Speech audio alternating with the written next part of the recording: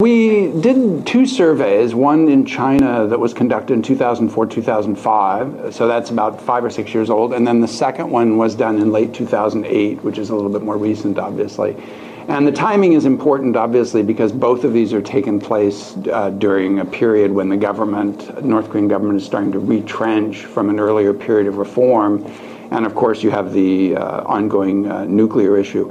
The purpose of the surveys was really two. One was to look at the question of the refugees themselves. What is refugee life like? The problems they face. And the other was to use it as an insight into what was going on in North Korea. Let me just say a few things about each of those. With respect to the refugees themselves, I don't think the findings are particularly striking, but it's very clear that this is a distressed population that's very vulnerable. The Chinese government doesn't respect its obligations under the Refugee Convention, which means that they're vulnerable to repatriation, or what's known in refugee speak as refoulement, that is returning them to the country from which they've fled. And that really creates a distinctive set of vulnerabilities among the population. It's very hard for them to find employment. Children don't have access to school, social services. And so they're living in a kind of underground world that makes them particularly vulnerable to abuse and exploitation. So I think those are things we know, but nonetheless, it brings those points home pretty starkly. On the insights into North Korea, I'd say the main thing we focused on, or one of the main things we focused on, was the question of marketization of the economy from below.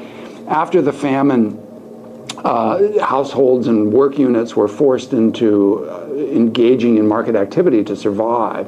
And by the way, this was happening both at the level of individuals and at the level of work units. It had this pervasive marketization from below, not so much as a result of the reforms, but as a kind of coping strategy. Particularly as the public distribution system was unable to deliver food. So that was an important piece of this process of marketization.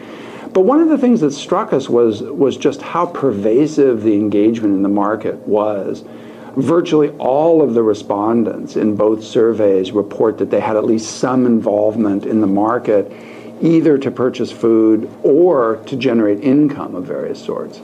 So the fact that people are forced to buy food is forcing them to engage in other types of activities to support their livelihoods. Last thing I'll say about this, one of the things we're interested in was whether this marketization, the emergence of the market, constituted a kind of political sphere that was beyond the reach of the government.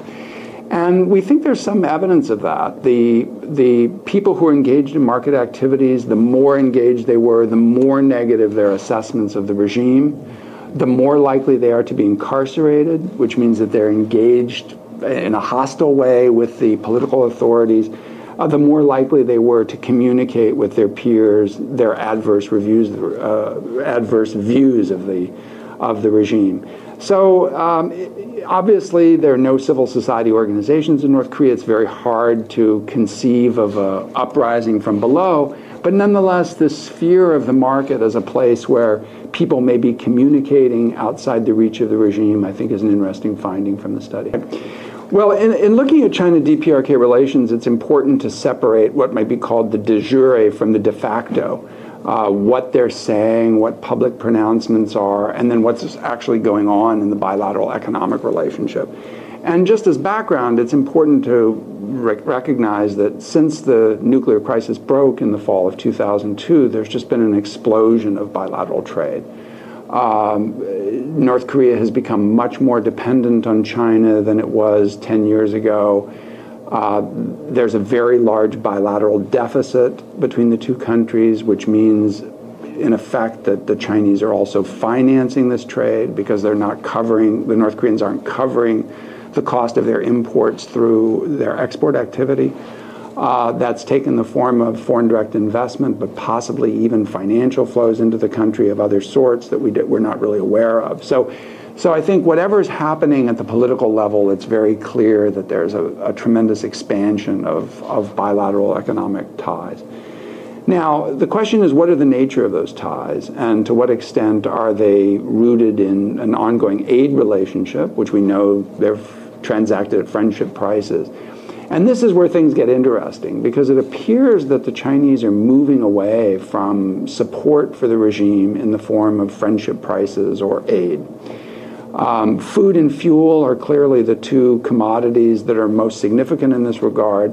And some very interesting research that's been done not by us, but by some other scholars in the United States is suggesting that the prices at which the Chinese and the DPRK are transacting are either reflecting world market prices or may even reflect the fact that the North Koreans are paying a premium on their transactions with the Chinese.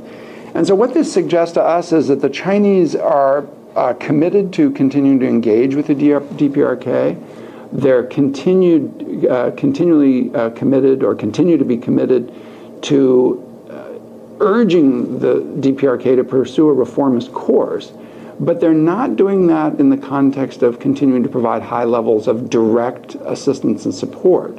And so there's a game going on between China and DPRK, we believe, that continues to focus on Chinese efforts to induce the North Koreans to move in a more market-oriented direction. The question of inter-Korean relations obviously has to go back to the election of Lee Myung-bak, which marked a fundamental transformation of the nature of North-South relations following the two administrations of Kim Dae-jung and Roh Moo-hyun. But I want to say one thing, I guess in a sort of defense of what Lee Myung-bak was doing. It wasn't that he gave up on engagement altogether, but he simply argued that engagement with North Korea should follow rather than lead improvements on the nuclear front. And what's been surprising to a number of analysts is the fact that they've held very firmly to that perspective.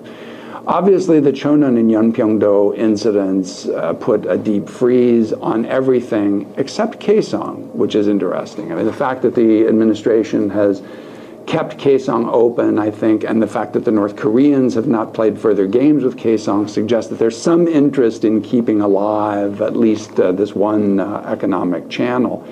But I'm beginning to think that the North Koreans have reached the decision that they're simply not going to wait out the administration and wait until the National Assembly elections of April and the presidential elections of the fall. And the reason I'm thinking that is because of the way they handled this summit issue. The summit proposal from the South, I don't think was intended to actually bring Kim Jong-il to Seoul. No one thought that Kim Jong-il would travel to Seoul under those circumstances, and certainly not with this administration. But it did reflect an opportunity for the North to talk to the South about the non-summit if they chose to do so.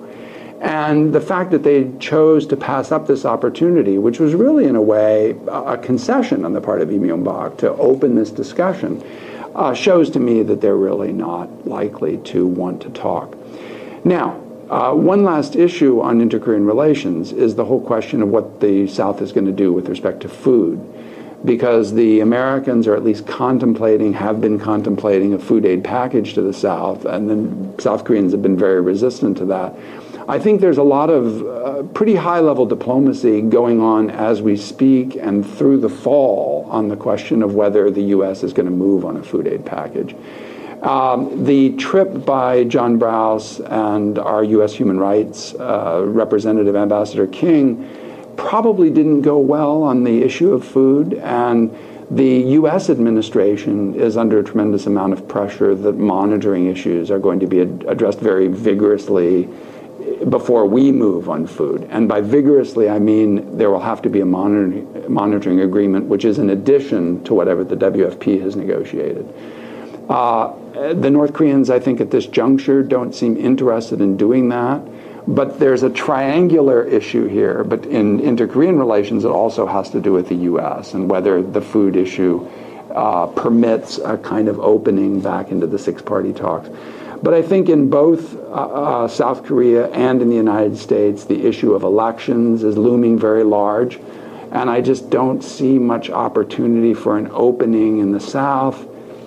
In the U.S. side, there might be somewhat more of an opportunity because the Obama administration would probably like to see a win on North Korea, which means just simply getting talks going could possibly be positive. But again, I'm really not holding out much hope on either fronts.